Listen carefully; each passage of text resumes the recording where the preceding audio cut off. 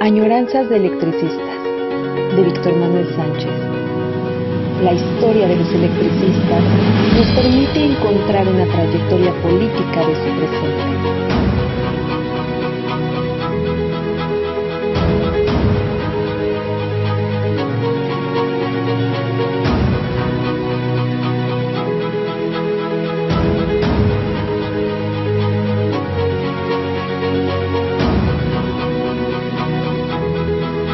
Comenzamos. Bueno, de nuevo estamos en lunes, estamos en otra añoranza de electricistas para procurar cerrar el círculo sobre estos inicios de Juan Doe. Estos documentos que encontré, que localicé sobre Juan Doe, que me han estado llamando la atención, que justo porque están documentos, papeles de la empresa y que nos dan una visión desde la historia de la empresa, no tanto de la historia del movimiento sindical que nos ha procurado atraer definitivamente. Vamos a tener que de vez en vez sacar unos avances de cómo va la empresa y en ese caso, por ejemplo, recordar cómo va el movimiento sindical por esas fechas. Para este caso, por ejemplo, recuerdo ahorita que tengo un pequeño avance de cómo la empresa en los años 50, previos al movimiento de Verónica, y después de qué tipo de compañía de luz se está viviendo y cuáles son sus avances en los años 50. Por ejemplo, hay un programa especial y específico del 50 al 58, incluyendo, cosa que llama mucho la atención, que la empresa se le ocurre regalar unos pins a los trabajadores para que se los pongan en sus playeras, en sus camisetas, en sus sacos, de sus trajes, y era un kilowatito. Hubo una gran campaña publicitaria en esos años para que toda la sociedad tuviera un contacto de un símbolo simpático, kilowatito. Y dentro del sindicato empezó a surgir la contraparte, como que ponerse el kilowatito ser un símbolo de la empresa y los trabajadores tienen el símbolo, el escudo del Sindicato Mexicano de Electricistas, pero justo ese kilowatito significó un crecimiento de la empresa. Del 52 al 58 hubo una creciente capacidad instalada, un crecimiento de la empresa que era notoria, ¿no? Entonces, bueno, hoy lo hemos estado comentando con esta añoranza de electricistas con Juan Doe, es la perspectiva de la empresa. Y si queremos hacer notar este tipo de cosas tan diferentes porque es notorio. Lo comentamos desde un principio, encontré una lista de raya donde aparecen de Juan Doe, de las primeras,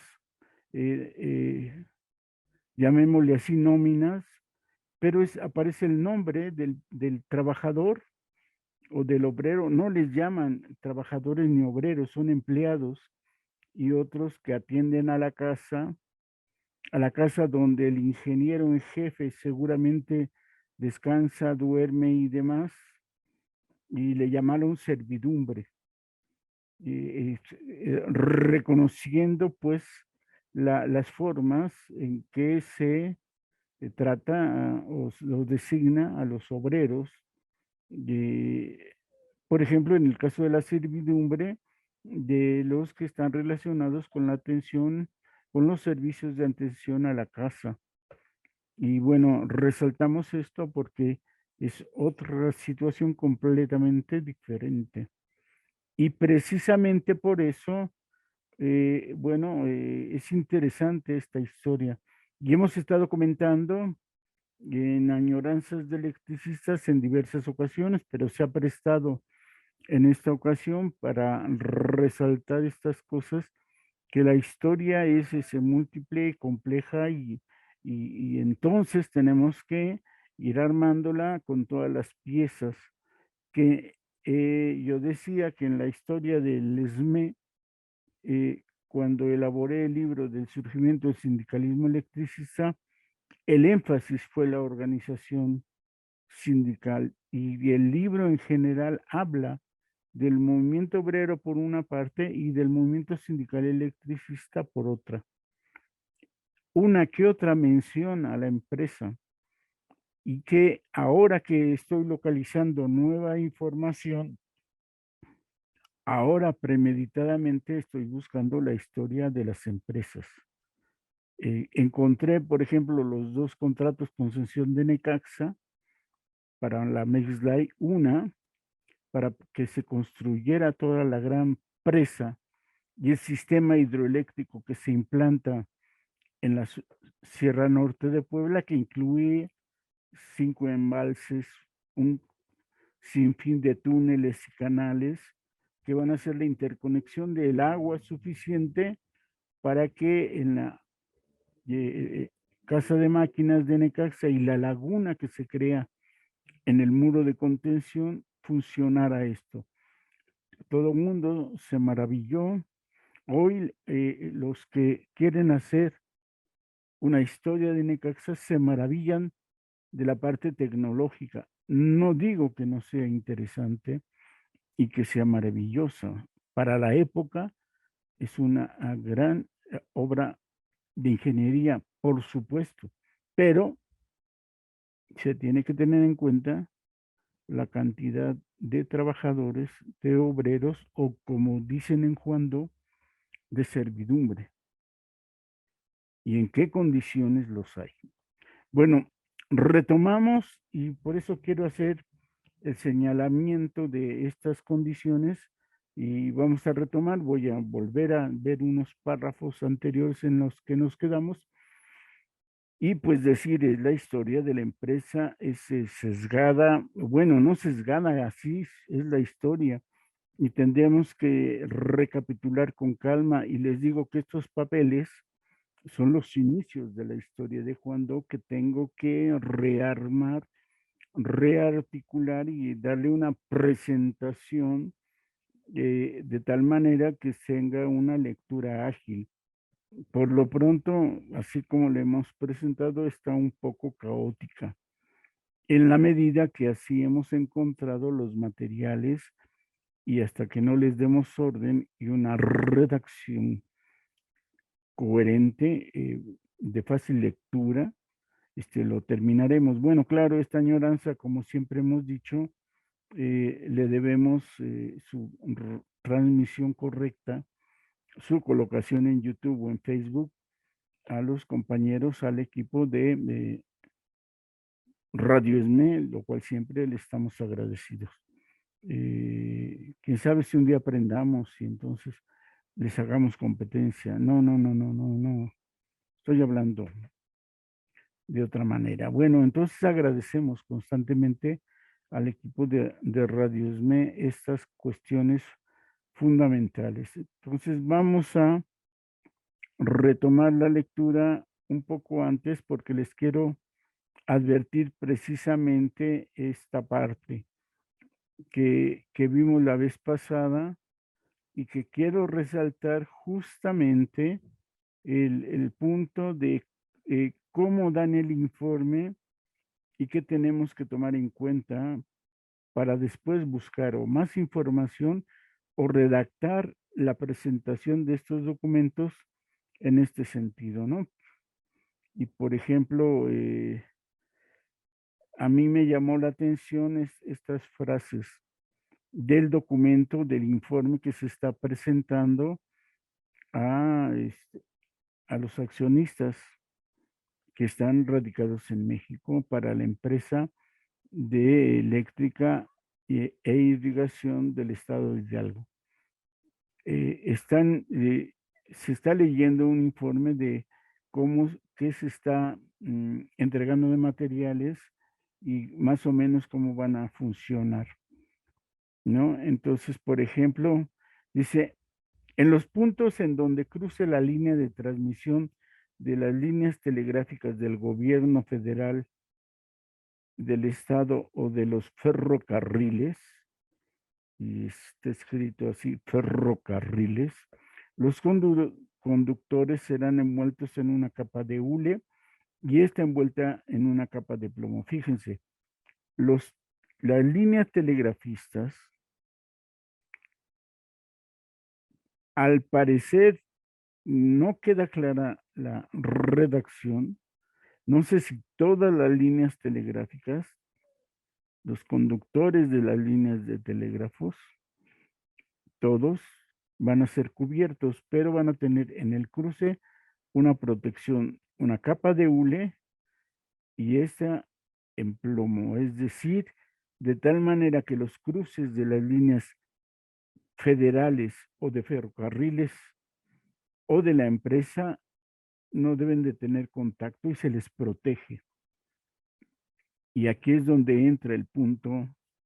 Bueno, continúa la nota, dice, estos tramos serán sometidos también antes de su embarque a una presión de 30,000 volts y no ofrecerán por consiguiente ningún peligro si se diera el caso de que pudiesen caer sobre los alambres de los telégrafos y viceversa. Aquí hay una combinación entre los cables eléctricos con los de telégrafos y por eso se les cubre. El punto es, ¿quién va a cubrir de hule y de plomo las líneas telegráficas? ¿Quién va a colocar bien las líneas de electricidad? Obreros. Y esta idea me llamó a explicar un poco más cuando dice, los postes se colocan a una distancia de 30 o 35 metros uno de otro. Bien, aquí les queremos hacer un llamado de atención. La acción de la compañía generadora y ligadora del estado de Hidalgo o de cualquiera de las empresas eléctricas atienden esto. Aquí dice, para esta línea de transmisión donde se van a colocar postes de 35 metros, se ha dicho que son 6 conductores de cobre para cubrir la distancia de Juan Duá a Pachuca de 45 kilómetros, 1,250 postes, creo. Bien, y estos conductores de cobre que se van a tender en una línea. Pues primero, ya nos dijeron que los postes vienen separados en 3 secciones, que los postes por sí miden 9.50 centímetros o metros con un peso de 185 kilos. Se tienen que armar. Ya nos dijeron que son 3 partes. Se arman uno embonado con la otra, las 3 partes.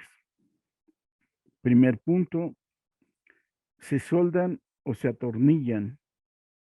Entonces necesitamos obreros o trabajadores que unan las partes y que lo solden o le pongan tornillos con sus tuercas, ¿no? Más de 1,000 postes se van a colocar. Pero además hay que cavar un hoyo donde se va a colocar a determinada distancia. De los 9,50 metros es probable que 1 metro esté colocado internamente en un hoyo, cavar un hoyo suficientemente para ahí poner el poste. Pero se dice también, y esto llama la atención, después de armar las 3 partes, se viste al poste, por así decir, con 2 crucetas, una superior y una inferior, donde van 2 y 4 aisladores de porcelana.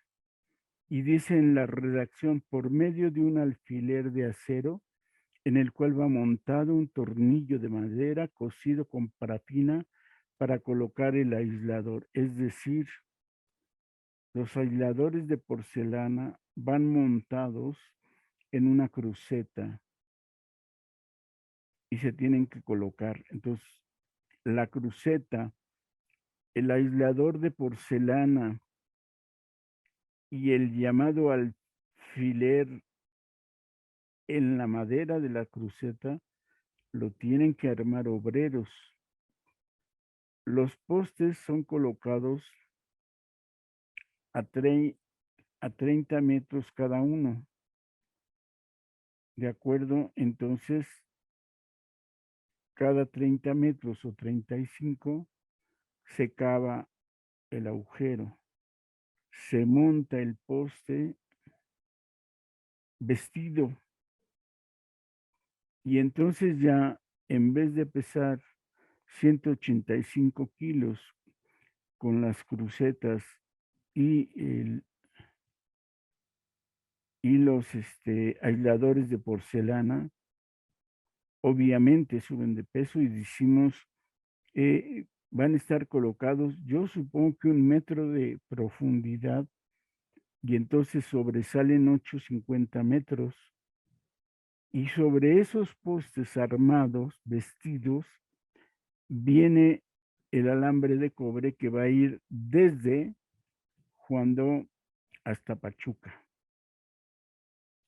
Tienen que colocarse los cables, o sea, hacerse, cavar el hoyo, montar el poste, vestir al poste y venir siguiendo la línea de cobre que va a andar arriba de los postes, que va a ser colocada por 45 kilómetros de Juandó. Se tiene que colocar esos cables encima y colocados por toda la línea de postes y llamada así entonces línea de transmisión. Y en la casa de máquinas de Juandó tiene que haber los transformadores, los bancos, las conexiones pertinentes para que se transmita esa energía desde la casa de máquinas de Juandó hasta la estación donde llega en Pachuca la energía eléctrica. Todo eso lo tienen que hacer obreros, que aquí solo nos están diciendo, va a haber postes, miden tanto, pesan todo lo demás, y se nos ha olvidado que hacer eso, que montar y vestir esos postes y colocarlos cada 30 y 35 metros con sus respectivos cables de cobre, obreros, trabajadores o incluso si quieren servidumbre, tienen que estar ahí coordinados o supervisados o por un maestro albañil, supongo yo, o por un ingeniero. De tal manera que la instalación, el armado de los postes primeramente, la colocación en las medidas exactas, las crucetas muy bien armadas en esas, pues supongo yo, viguetas de madera, están bien colocadas sus cuchillas, porque no hay un cable de cobre que mida 45 kilómetros. Entonces, cada determinada distancia seguramente se acaba el carrete de línea de cobre, de cable, y se van a ir uniendo a través de los postes. Esto no lo trata el trabajo que estamos haciendo. Por ejemplo, llega un momento que dice que va a estar de tal manera instalada la estación de Pachuca para que cualquier persona pueda estar atento a lo que sucede en el tablero. Es decir, personas sin experiencia pueden tener el chequeo y el control de las instalaciones, ya sea en la estación de Pachuca en el tablero de control de la planta generadora. Son obreros o trabajadores sin preparación, lo dice el texto. Es decir, no son especialistas, no son ingenieros, no son obreros con ciertas espacialidades y conocimiento, sino en general. Al paso del tiempo, efectivamente, de estar ahí, se empiezan a convertir en especialistas, por lo menos en eso, en maquinaria, en tableros, en operación. Eso es lógico lo que se tiene que hacer. Y yo quiero resaltar esto porque decimos aquí que en la descripción de los aparatos y de la maquinaria que se está instalando, no se toma en cuenta quiénes y cómo y qué cuidados, ¿no? Por ejemplo, esta rueda de Pelton tendrá dos ruedas especiales de 1 metro de 50 centímetros y girará 214 revoluciones por minuto, acoplada por medio de acopladores directamente a los generadores. ¿Y quién la montó? ¿Y quién la subió? ¿Quién la sella? ¿Quién hizo la conexión para que lo que genere y lo que marque esté en operación en el tablero? Es cierto, el funcionamiento normal de esta maquinaria, que es automática, puede efectivamente ser sencillo, pero el montaje, echarlo a andar, y si quieren después ya el funcionamiento normal, primero requirió una buena cantidad de obreros para ese montaje, una supervisión de obreros especializados o ingenieros y después el mantenimiento general. No lo dice la lista y la maquinaria de cómo se va a recomendar instalarlo. Bien, entonces otro párrafo que merece que pongamos atención porque sucede esto. Les leo la parte que nos llama la atención primero y resaltamos, por ejemplo, yo ya había comentado que toda la vida siempre creí que una mina muy famosa desde el tiempo de los españoles, desde el tiempo de la Nueva España, seguía funcionando. Hay 2, 3 libros muy interesantes sobre el funcionamiento de esta compañía de Real del Monte en Pachuca.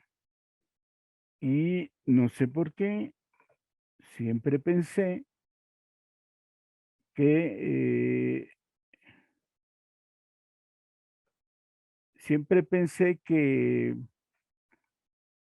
quien abastecía a esta mina de electricidad era Necaxa. Con estos documentos que encontramos y con este párrafo que quiero leerles de nuevo, descubrimos, supimos finalmente que quien tiene la distribución y transmisión de energía eléctrica no fue Necaxa. Y el párrafo dice así: como la compañía de Real del Monte, haciendo uso de la facultad que el contrato le concede, pidió a esta compañía, es decir, a la de Hidalgo, la ampliación del mismo hasta por 5,000 caballos de fuerza, y estos no podrían darse por nuestras plantas en servicio, por haber invertido la total capacidad de ellas.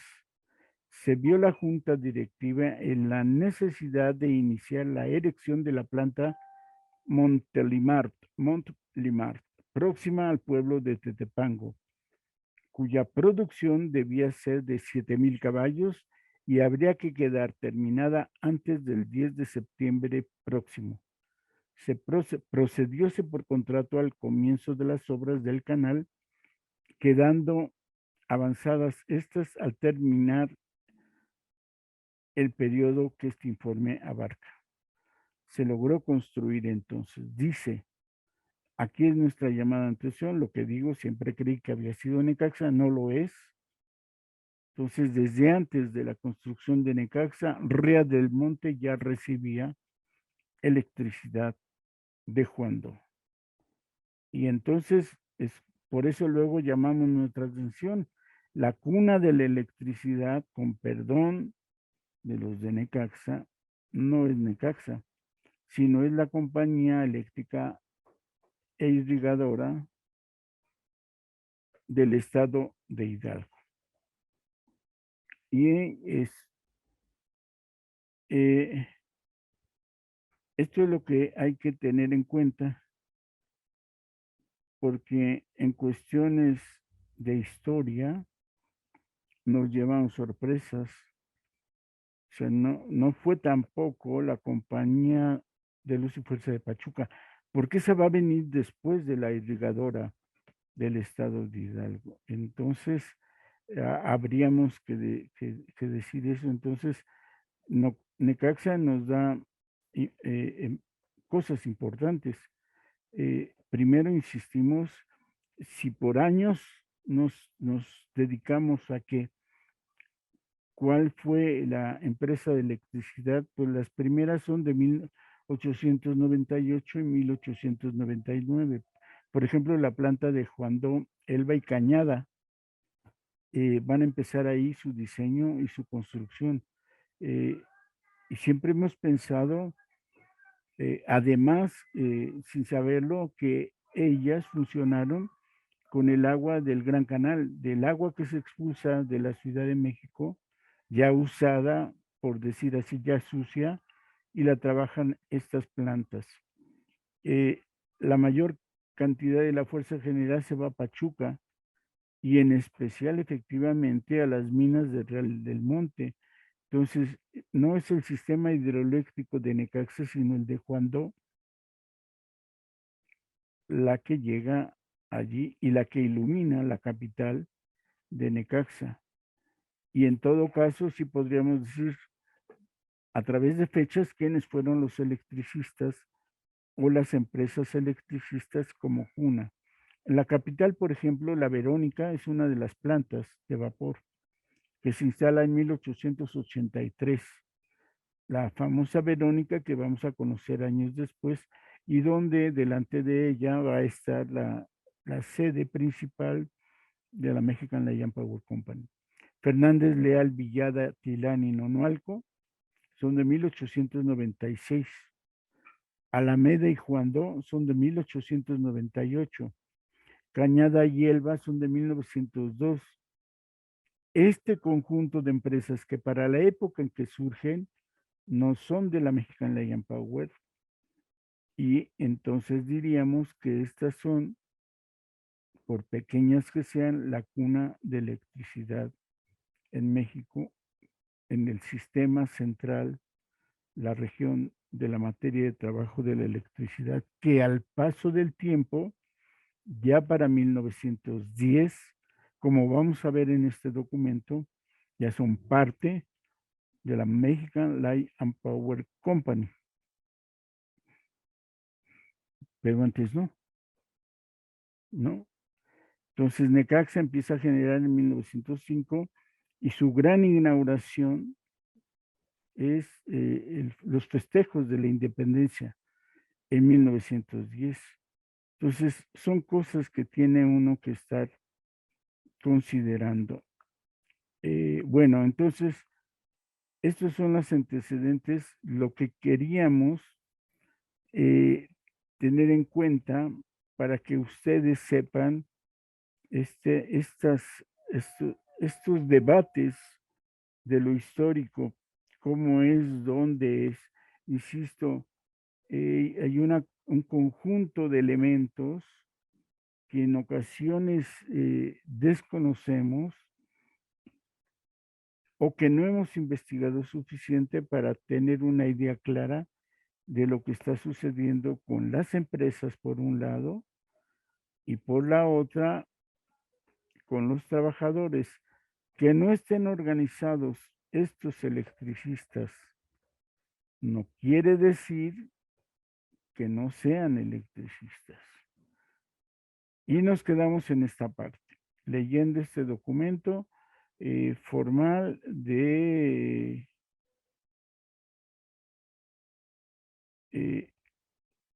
donde aparecieron nombres importantes como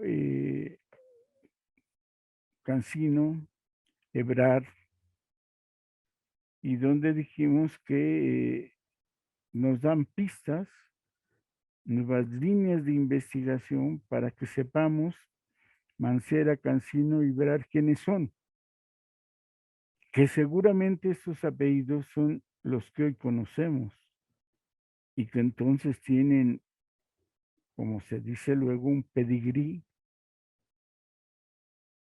y que habría que investigar con calma.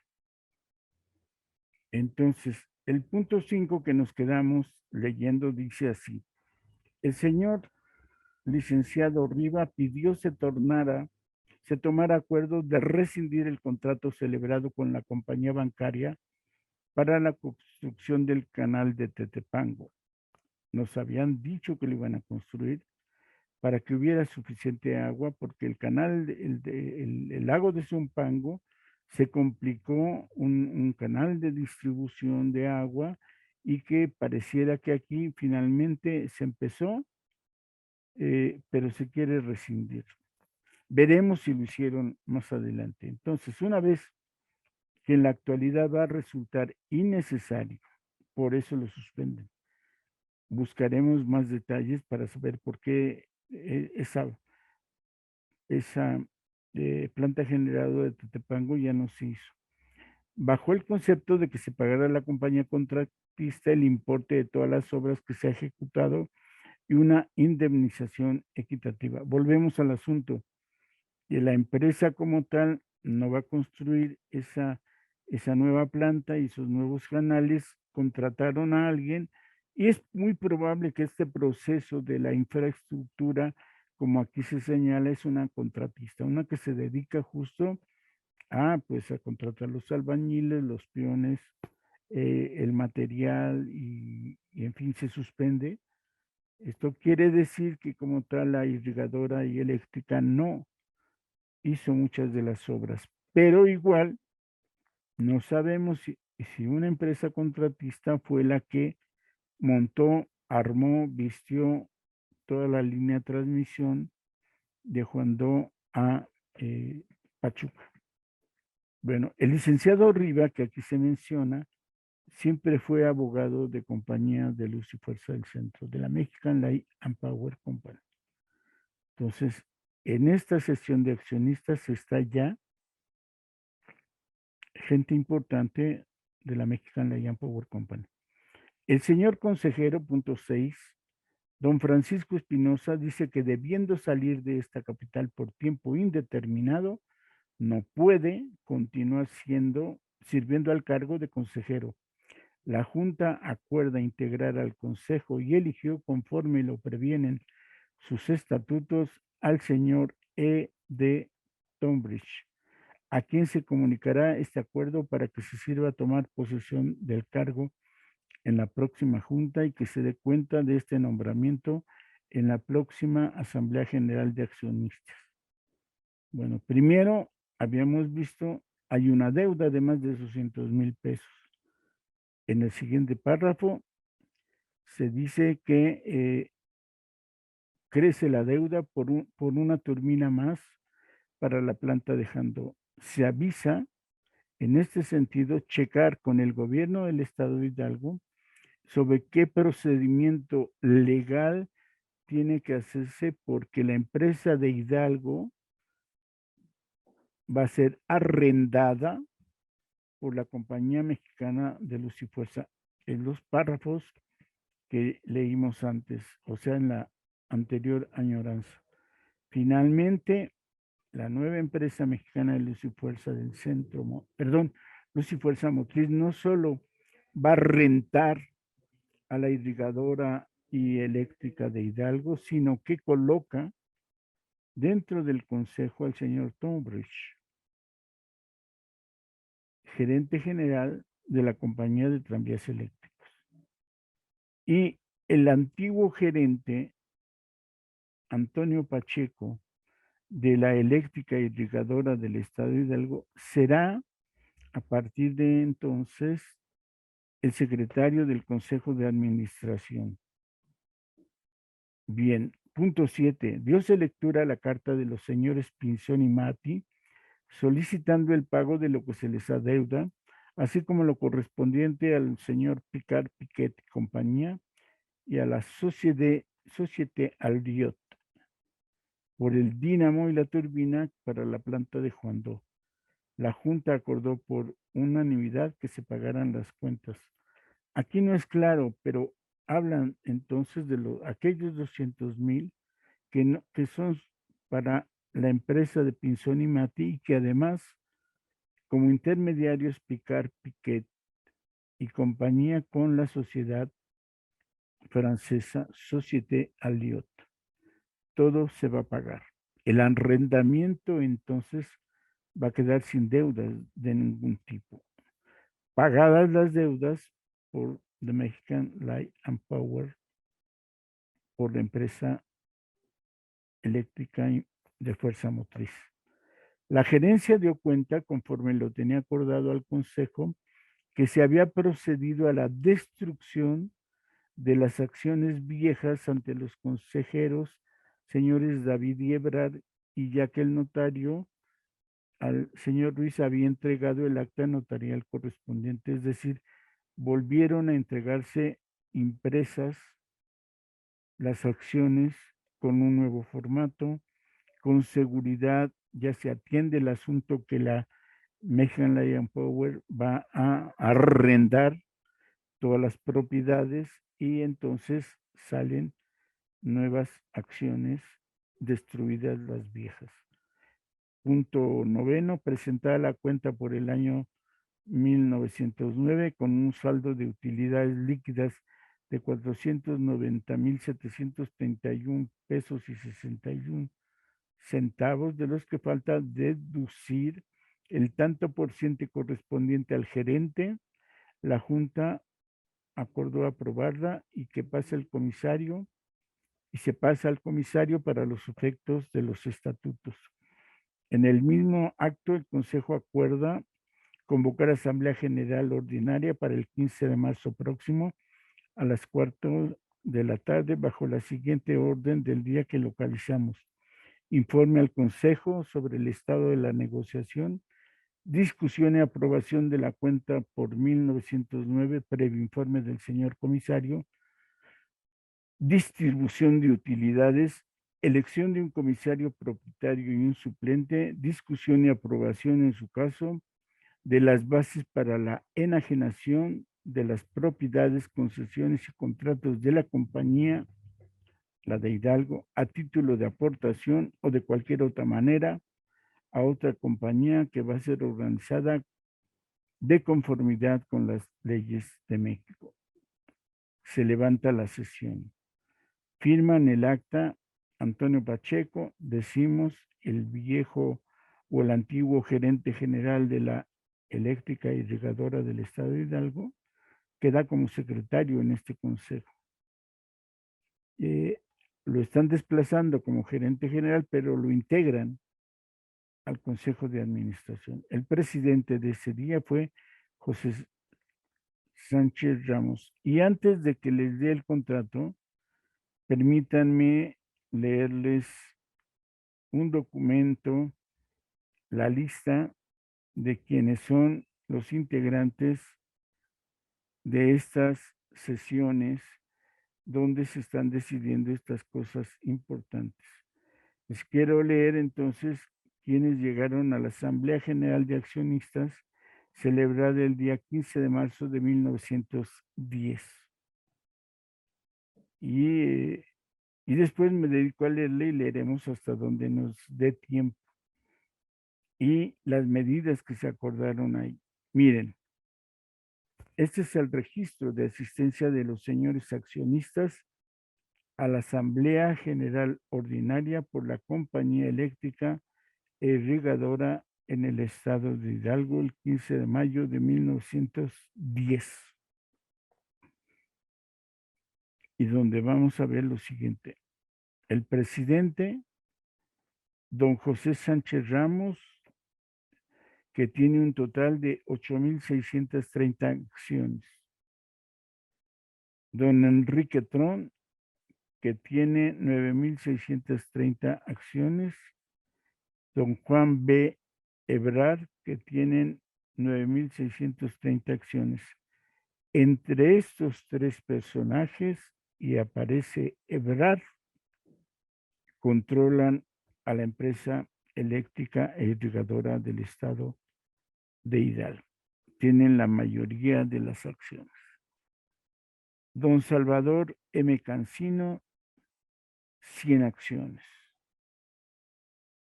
Don Luis Riva, 100 acciones. Don Edward de Tonbridge, 100 acciones. Estos son parte del consorcio, perdón, y también don Gabriel Mancera, con 100 acciones. No llegan entre ellos tres ni a 500, a ver, 1, 2, 3, 4, ni 500 acciones, 100 cada uno, pero representan ya con claridad, si cada uno vota por persona, son ya 4 votos a favor de la Compañía Mexicana de Luz y Fuerza Motriz. Siguiente accionista, don Roberto Núñez Jr., con 100 acciones. Muy interesante, la presencia de don Isidro Favela, con 100 acciones. Este personaje va a ser incluso miembro destacado del Servicio Exterior Mexicano. Es parte ya del gobierno de Carranza. Y entonces vemos que aparentemente en una pequeña compañía del estado de Hidalgo, los intereses, por un lado, de la Mexican Lion Power y por otro de este personaje, don Isidro Favela, nos están dando las alianzas económico-políticas que en una pequeña empresa se concretan como fase del imperialismo. Porque finalmente el capital que está ingresando para esas fechas es capital ya británico y canadiense, con personajes como Gabriel Mancera, Isidro Favela y don Rafael Ortega. Después de los tres que tienen acciones por 9,000 y demás, el resto ya solo suman 100 pesos de acciones. Don Alberto Icaza, y miren el que sigue después, ingeniero don Porfirio Díaz, hijo. De verdad, no encuentro la concreción de cómo, a través de los consejos de administración, de las acciones que controlan y los personajes que deciden, hay un vínculo concreto, histórico, de las empresas extranjeras, de los consorcios imperialistas, con personajes de la política. Entonces, los más llamativos para mí, bueno, el último es don Emilio Pardo, los abogados de la Compañía de Luz y Fuerza Motriz, y estos tres últimos, Isidro Favela, don Alberto Icaza y el hijo de Porfirio Díaz.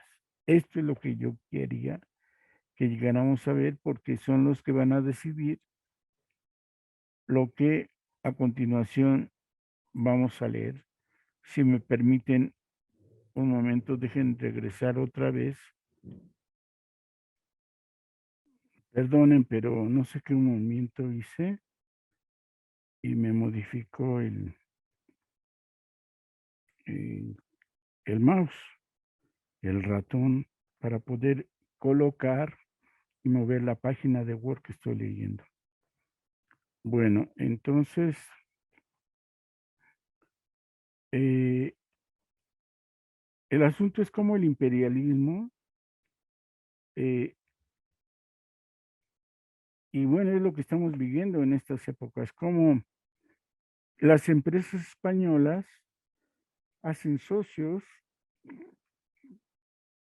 logran que personajes políticos de los gobiernos, como en tiempos de Porfirio Díaz, y por eso decimos que hoy los tiempos neoliberales son porfiristas, porque parece que todo el mundo se fue a observar cómo sucedía, qué pasaba, o que finalmente comprendemos que el imperialismo, que es viejo, que es desde el siglo XIX, sigue las propias prácticas en tiempos de los neoliberales, yo diría, o de los nuevos porfiristas. Entonces, el propio hijo de Porfirio Díaz es parte del Consejo de Administración de una, insisto, aparentemente es una pequeña empresa de Juan y su esencia fundamental, aparte de abastecer a todas las zonas de riego de Hidalgo, de la zona seca de Hidalgo, Izmiquilpan y alrededores, también su gran proyecto de energía eléctrica lo tiene con la mina Real del Monte. Históricamente, una de las más famosas desde siempre. Es de esas que toda la vida le han explotado, toda la vida han exportado sus capitales y sigue subsistiendo la riqueza del país. La siguen extrayendo. Bueno, esta concreción del imperialismo es claro, es evidente cuando uno ve que en el momento que este contrato que vamos a leer se va a dar, son esos personajes. Nunca jamás me hubiera creído que Isidro Fabela fuera parte de este tipo de transacciones y sin embargo está. No sabíamos que el apellido Ebrard iba a aparecer, ni el apellido Mancera. Y es curioso que en tiempos contemporáneos aparece Mancera y Ebrard unidos en una dinámica política que en aquel tiempo, esto es lo que nos atrae de la historia.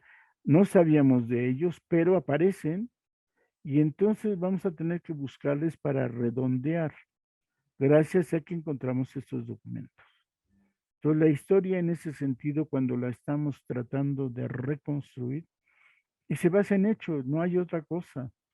No porque alguien diga o no diga y sea parte o no parte, pues la historia está en los documentos y si me permiten ponerme vanidoso, en uno que encuentra y les va a dar dando cuerpo y voy a tener y me siento obligado a buscar esos apellidos dentro del aparato de gobierno porfirista, de tal manera que ve uno cómo se entrelazan las grandes compañías o las pequeñas, porque insisto, parece que Juan Dono fuera una gran empresa, pero ahí viene su parte estratégica. Uno, genera electricidad a través del Gran Canal, increíble. Dos, abastece de electricidad a una de las minas más importantes. Y entonces ahí ya quedamos claros en este soporte político-económico, consorcios imperialistas y formas de gobierno establecidas. Bueno, esto sí lo quería tratar yo antes de que se nos acabe el tiempo y vamos a ver hasta dónde nos da este programa. Reformas, volvemos al escrito, reformas y adiciones al contrato de arrendamiento celebrado entre la compañía eléctrica irrigadora en el estado de Hidalgo, son las iniciales, Sociedad Anónima por una parte, y la Compañía Mexicana de Luz y Fuerza Motriz por la otra. Más adelante sí encontré el original, pero bueno, aquí está diciendo reformas a ese contrato. Cláusula primera. La Compañía Eléctrica Irrigadora del Estado de Hidalgo, Sociedad Anónima, da en arrendamiento y de Mexican Lion Power Company recibe con esa calidad, es decir, La eléctrica y regadora da arrendamiento en renta, pues, y la Mexican Lion Power recibe en renta. ¿Y qué recibe? Las concesiones, los contratos, las propiedades, plantas e instalaciones que se enumeran en el anexo 1. Tengo que buscar, porque aquí lo dice, que hay un anexo 1, que firmado por ambas partes contratantes se agrega el apéndice del protocolo, va a decir número 1, y en general todas las instalaciones, maquinarias, aparatos y derechos reales y personales conexos con la generación, transmisión y administración de energía eléctrica y con el servicio de irrigación de terrenos con las aguas procedentes del desagüe del Valle de México sin limitación alguna. Ya nada más faltaba ponerle con los puentes y tornillos de los canales o, en fin, no dice y debería decir, incluyendo a los obreros y empleados que trabajan para ella. No lo dice. Solo todas las propiedades y todos los derechos y todos los contratos. Cláusula segunda. Como consecuencia del arrendamiento, objeto de la anterior cláusula, la Mexican Lion Power Company toma a su cargo todos los contratos celebrados con particulares o corporaciones y autoridades relativos a la irrigación de terrenos y a la administración de energía eléctrica para ser usada como fuerza motriz, alumbrado o calefacción y queda subrogada en todos sus derechos que deriven de dichos contratos. No lo dice, pero pareciera que sí. Es con particulares y subrogada. Patrón sustituto. No lo dice, pero pareciera en esta redacción que lo es. Con particulares o corporaciones. No había todavía contratos colectivos y mucho menos sindicatos, menos en la industria eléctrica.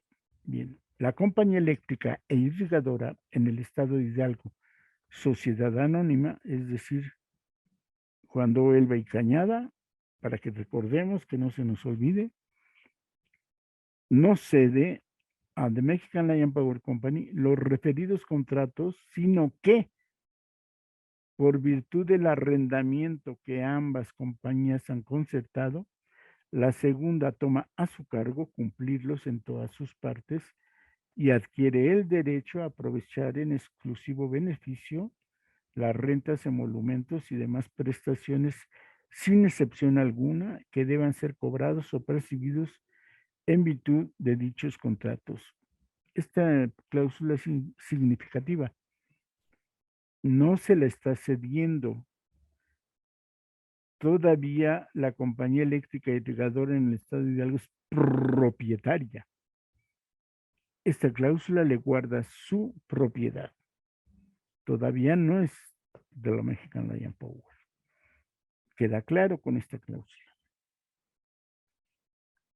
O sea, va a manejarla como si fuera suya, como de Mexican Life fuera la propietaria, pero se dice, pero no es la propietaria. Al menos todavía no. Cláusula tercera.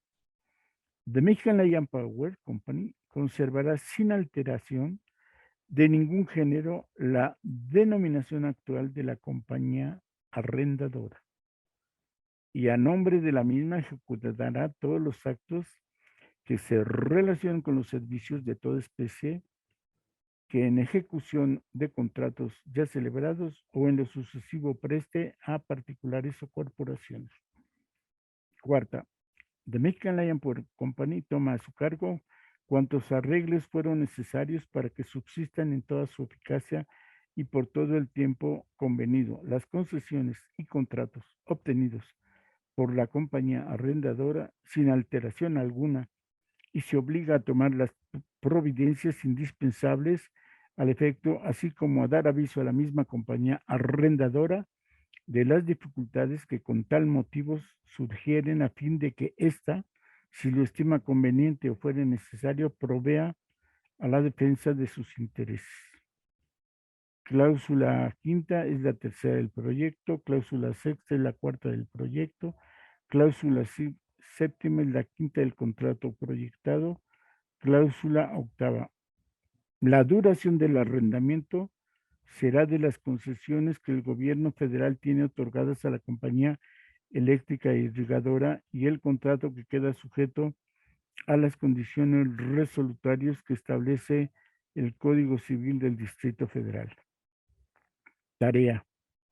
Tenemos que buscar, fíjese lo que dice, el arrendamiento durará todo el tiempo que dure la concesión que otorgó el gobierno federal. Si son 50, 30, no sabemos cuántos años, la concesión que tiene la eléctrica e irrigadora que le dio el gobierno. Tendremos que buscar ese contrato. Cláusula novena. Para el evento de que este contrato fuere rescindido, la compañía de fuerza se obliga a traspasar a la compañía irrigadora, si ésta así lo exigiere, todos los contratos que hubiere celebrado en su propio nombre para la distribución y administración de energía eléctrica, destinada a alumbrado, fuerza motriz o calefacción en el territorio actualmente servido por la compañía irrigadora y que pudiera estar en pugna con la concesión que el gobierno del estado otorgó a la compañía irrigadora, pondrán las fechas después.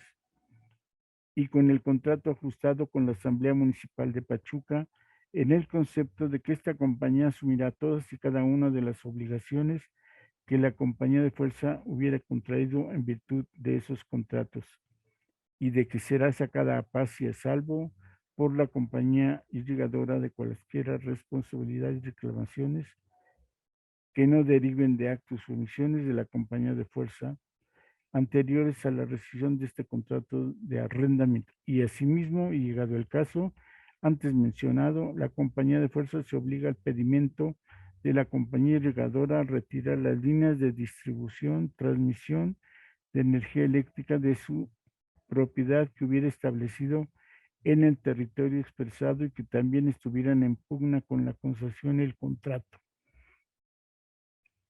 dentro del plazo prudente que al efecto se fijará de común acuerdo.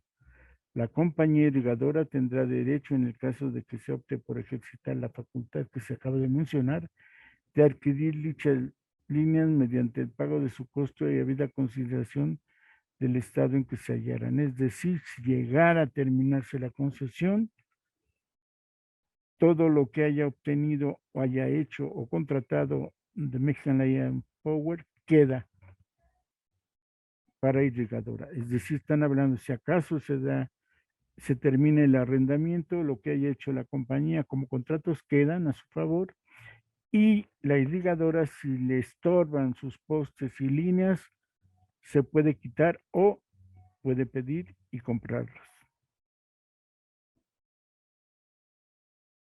Décima, la compañía de fuerza queda facultada para traspasar el presente contrato a cualesquiera otra persona o compañía sin más requisito que el aviso por escrito a la irrigadora y la obligación de estar sujeta a esa persona o compañía, la rescisión convenida como garantía en diverso contrato ajustado por esta misma fecha entre la compañía irrigadora y el señor licenciado don Luis Riva en representación de la Mexican Lion Power Company.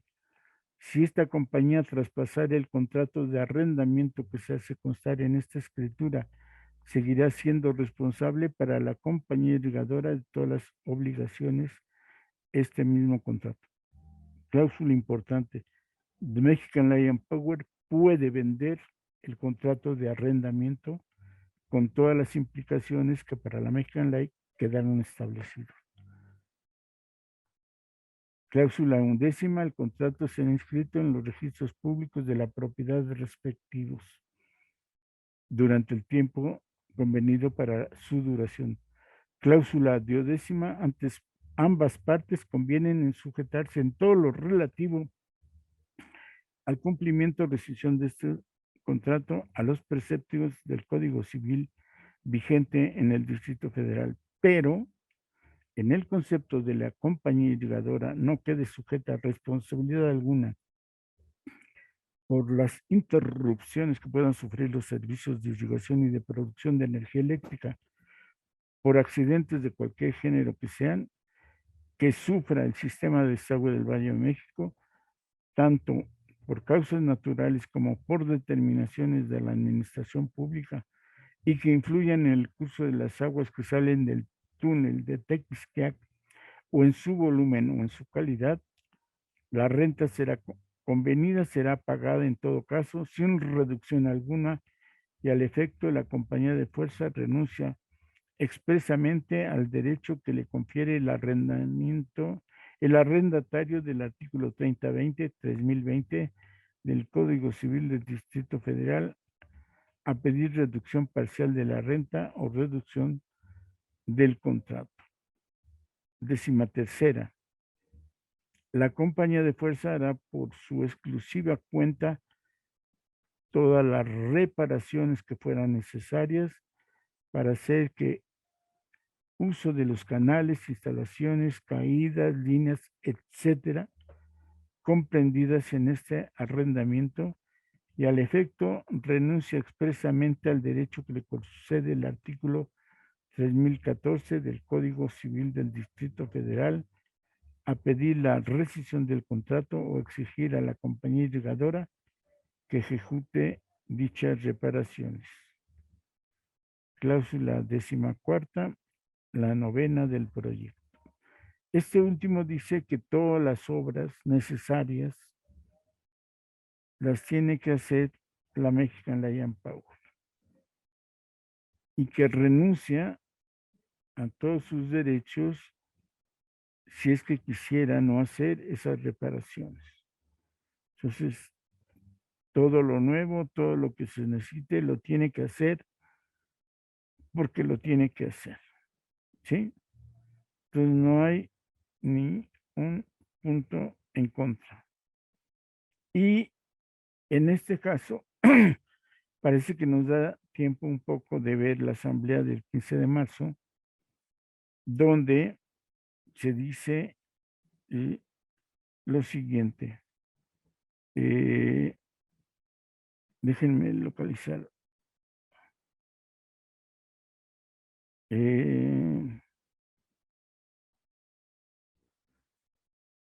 Bueno, que se van a cumplir todos los acuerdos que se tuvo en la asamblea anterior, en especial del día 11 del actual, y que se ratifica la utilidad reconocida el 31 de diciembre y las declaraciones del 11 de enero próximo, que había un saldo de 490,731. Aquí están las utilidades y este punto 5 es interesante. El Consejo de Administración sometió a la aprobación de la Asamblea la proposición siguiente. El Consejo de Administración de esta compañía, en sesión celebrada el día 11 de actual, acordó a moción del señor licenciado Rivas ser presente acerca del punto 5 de la orden del día, que con el objeto de dar mayor amplitud a los negocios de la compañía y satisfacer de una manera más eficaz y completa los servicios que presta en el estado de Hidalgo y principalmente en el estado de Pachuca, en el distrito de Pachuca, se hace necesaria la organización de una nueva sociedad de conformidad con las leyes de México, a la cual esta compañía debe aportar todos sus bienes y propiedades de cualquier clase y naturaleza, inclusive las concesiones que le han sido otorgadas tanto por el gobierno federal como por el estado de Hidalgo y el municipio de Pachuca, y los diversos contratos relativos a la administración de energía eléctrica para alumbrado y fuerza motriz y el aprovechamiento de aguas para ser usadas en irrigación, que a ese efecto se han tomado los pasos que son del caso para llevar a cabo la organización de la nueva sociedad. y la aportación por esta compañía de sus bienes, propiedades, concesiones y contratos.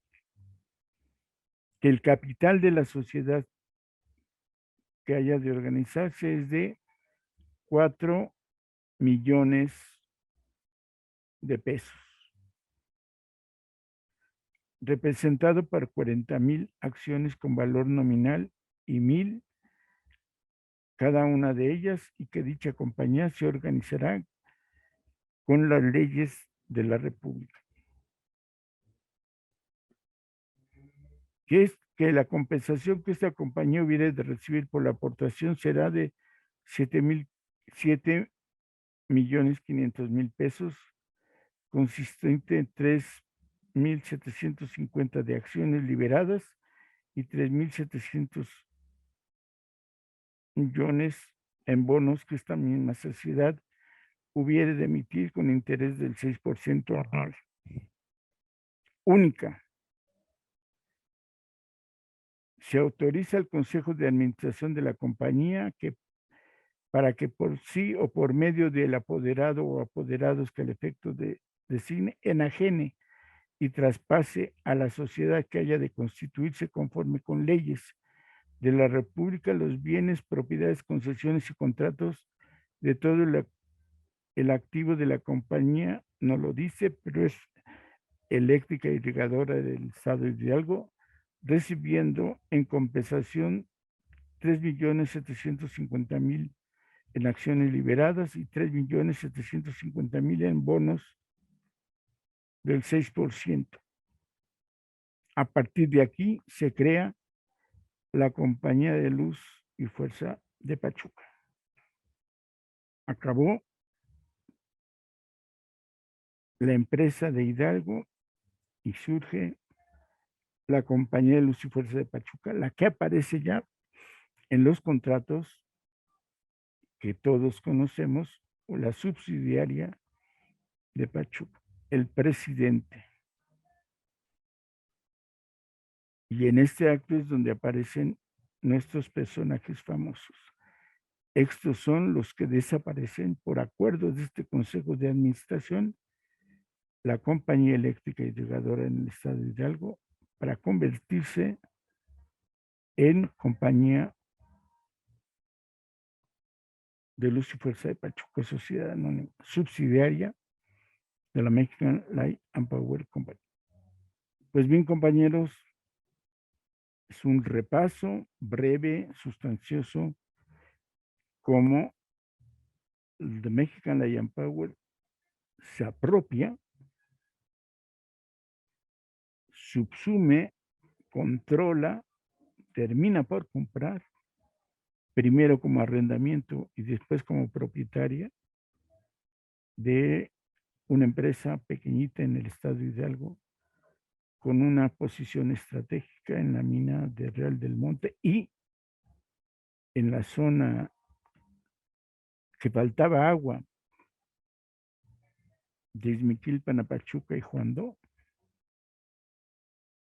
Y surge entonces una empresa más. En 1915, en octubre, va a surgir la división sindical de Juandó. Ya nos tocará hablar de esto. Hoy por hoy terminamos de ver cómo Juandó tiene una perspectiva desde la gerencia de la eléctrica y regadora, y cómo en esta decisión donde aparecen ya el consorte del Estado mexicano con los capitales extranjeros fortalecen el imperialismo. Nos vemos hasta la próxima. Agradezco mucho su atención y nos vemos en la próxima Añoranza de Electricistas. Hasta entonces. Síguenos a través de www.radiosme.org.